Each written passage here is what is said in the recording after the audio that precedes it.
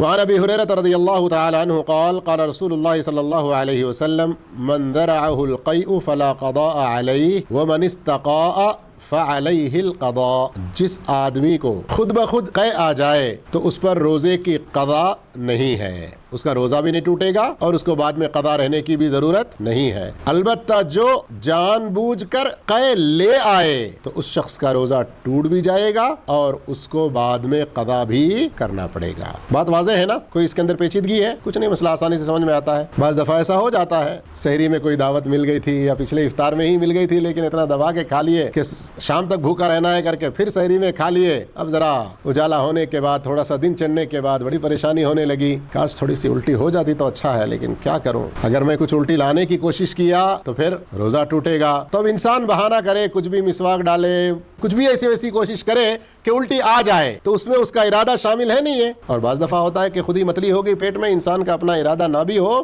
آ جاتی ہے، تو خود آ جائے تو روزہ نہیں ٹوٹتا، لیکن اگر لانے کی کوشش کرے تو روزہ، اس کے اندر بھی اللہ کی بہت بڑی مہربانی ہے یا نہیں، انسان کا اپنا اختیار ہے تو اس سے روزہ ٹوٹ رہا ہے۔